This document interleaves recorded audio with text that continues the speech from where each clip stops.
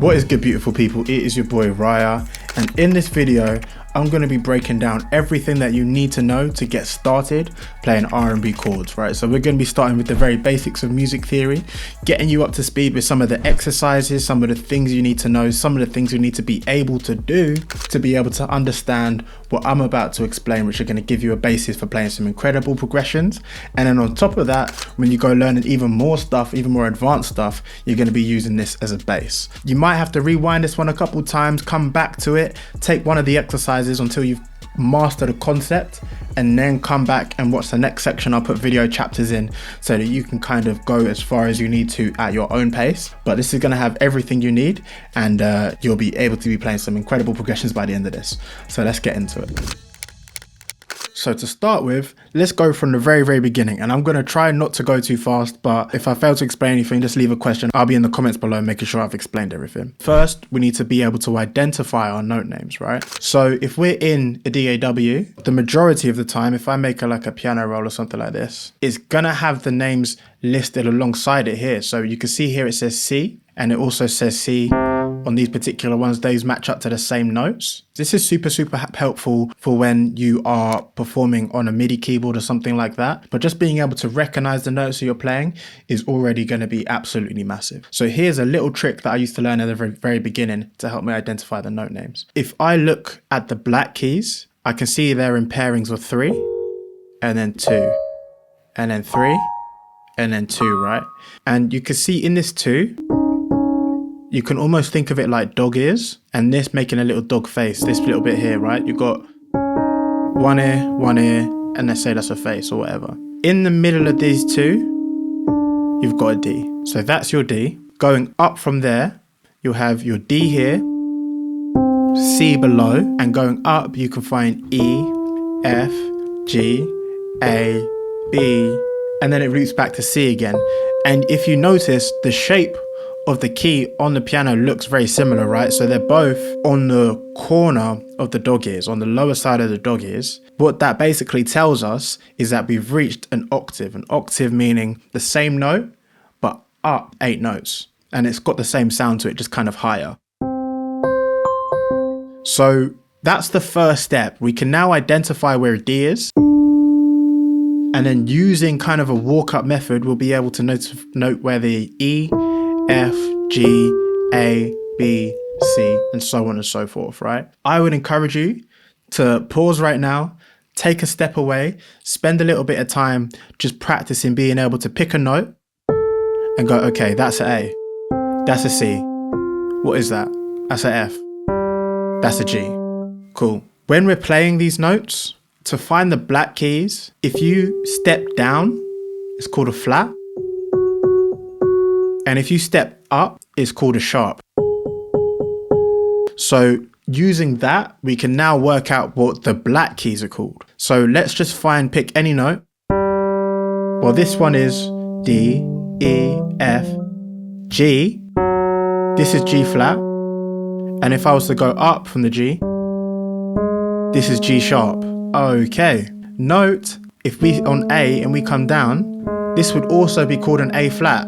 So this could kind of have 2 names. Now, there's some music theory methodology as to which one you call it, but let's not stress it for now. Just be able to recognize that if you pick a certain note, flatten it, sharpen it, you should be able to identify the name of the note. Spend some time with that. What I would recommend is closing your eyes, pick a note, open it up. Which one is it? C. Same again, close your eyes. What is that? E flat? Sweet. Or D sharp? Sweet. Now we move on to chapter 2, and you'll realize why this is super helpful. What I'm about to show you is called the major scale. Super fundamental scale, but incredibly versatile, incredibly powerful, and it's going to allow you to play from any of these notes a certain pattern of notes that's going to give you kind of a happy sound. Let me play it for you.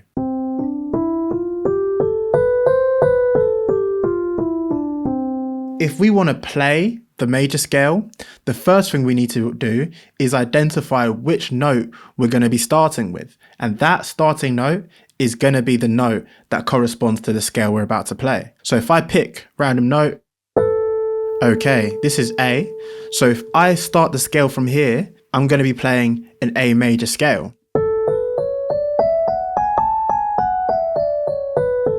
Let's talk about how we play a major scale. And for an example, I'm going to play the C to get started with. I'm going to play the C major scale. So what we like to do is we'll break it down into steps. And a whole step represents a 2-note jump. 1 jump, 2. And a half step represents just a jump of 1 to the next note. So this is the pattern that you need to remember. Starting on a C, we go whole, whole, half, and then again whole, whole, whole, half. So 2 wholes, half, 3 wholes, half, right? So that we could do that for C, but using that same pattern, we could do that for any of these notes. So let's F, do the same thing. Whole, whole, half, watch this, okay, whole, whole, 3rd whole, half. That's the next chapter. Now you need to be able to recognize and be able to play the major scale. What I would recommend is if you can practice being able to play, or at least being able to recognize the major scale for all 12 keys, all 12 notes, you're going to be off in incredible starts. So again, pause, spend some time with this concept, start playing with the major scale, start recognizing the sound of the major scale, then come back, catch me up. This is going to be chapter 3 now. You see how all of this knowledge is starting to stack up on each other. So we can identify the note names. We can play the major scale. How does this get us to our R&B chords? Well, let me explain it like this. We're going to be starting with building chords from our major scale. And the chords we're going to start with are known as triads. Triads means 3 chords, right? 3 notes, sorry. So to identify our first triads, what we're going to do is we're going to play what's known as a major 3rd and a 5th. Now, these particular chord shapes, note they're only going to use the notes that are within the scale that we just played. So you can identify whether you're playing the right notes by recognizing which major scale you've played. So let me show you this with the C major scale. So the first chord looks like this. If I move it up to the D, it's going to sound like this. And we just keep going.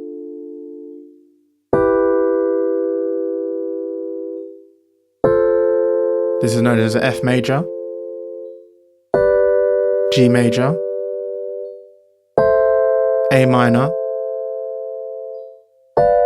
B diminished, and we're back to that C again.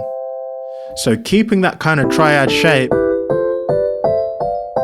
all of those notes are in the C major scale. But you notice some of those chords sounded kind of happy and some of them sounded kind of sad. That's the whole point. That's the whole thing. So we start off with a C major, and the next chord we play, D minor, sad, right? This one here is sad. And so on and so forth, right? So that is what we use. We use the major scale to be able to identify what we call our diatonic chords. And what does that mean? That means that the chords are within the scale, are within this key, right? Again, don't worry, slow it down if you need to. Just practice playing these triads and recognizing where they are in the scale. What we'll do is I want to show you now how we extend this idea onto 4-note chords. So again, all of the notes that I'm about to play are in the C major scale, hence why we needed to learn it. But what we're about to play is going to tell us the chords that we need and we get to use for R&B. Let me show you. We played our triad. To add a 4th note, we're going to add one just here. And this is going to be known as a 7th chord, right? The 7th chord are the source. They're the secret sauce that's going to give us that cool R&B sound. So check it out. We keep going. This is known as E minor, F major, G dominant 7, A minor, B half diminished, C. Those are the chords that we have available to us in this key. I'm not gonna go super crazy But what I'm going to add now is something that a lot of keyboard players do when they try and fill out the sounds. And you might have noticed me do it in all of my beats as well. With my left hand, what I like to do is I'll play whatever chord I'm playing. I'll play the first note that corresponds to that chord. So if I'm going to play a D minor up here, I like to play, for example, a D down here just to give it some bass and warmth. And maybe even I'll play this one down here, so I'll kind of take this kind of shape with my hands. And the key here is you don't want to play too many notes too low down, as it starts to get a little muddy. If you just play a couple octaves there and have your chord in the upper hand, you get this really nice kind of full sound. So we're going to use the same concept here. I'm going to start on the C and let's go up to F major, G, A minor, B half diminished, C. So those are the chords that we have available to us. So to get started, what I would recommend is you're going to get a lot of use out of using primarily the minor chords and sprinkle in some of the major ones as well. So let me show you a couple example chord progressions that you can use to get started using the knowledge that we've just ascertained, right? We now can recognize which chords are available to us within this key. Let's start playing around with them. Let's start putting them in different places. So for example, if I was going to start with a minor chord, I might start with A minor. What I'm going to do, because it sounds quite bright, I'm going to take this, move this whole shape down an octave. That sounds just a little bit nicer to me, right? But all the same notes, just an octave down. And maybe now I play a D minor.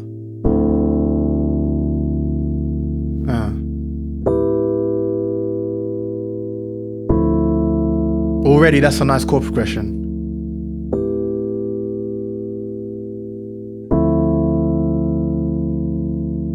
We could just leave it right there.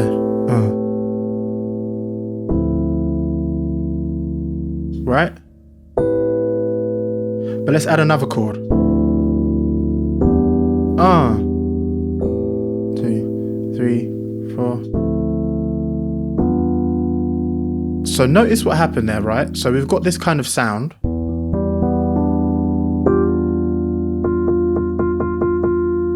And this F doesn't sound too great with it, but our minor seventh is actually here. There we go. So we'll play that again. 2, 3, 4.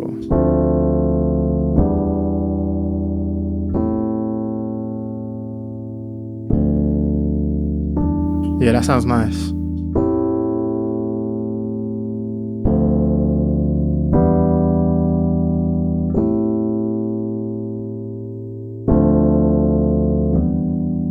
Okay, so that's one chord progression that was quite cool.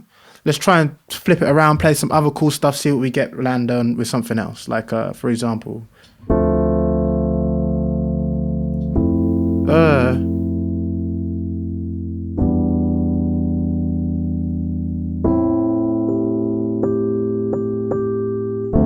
that's lovely. Da, da, da, da, da, da.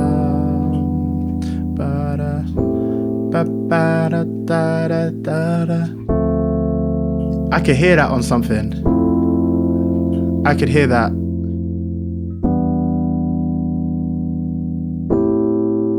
So it's not a hard and fast rule. In general, you can use all of the chords that we've available to us, but I really like the sound of the D minor, the E minor, the F, the G, the A. Those ones sound really cool to me. Da, da, da, da, da, da, da. You can see what we're doing here. We've found the chords that are available to us in C major, and now we're just playing around in a random order, basing our notes on what kind of sounds nice. So here we get to use a little bit of creativity. So for that chord progression, I started with the A minor, went down to the G, and then to an F, kind of walked down and then to an E, and then up to an F, and then again, and then again, and up to the G. 2, 3. Da da da da da da da da da da da da.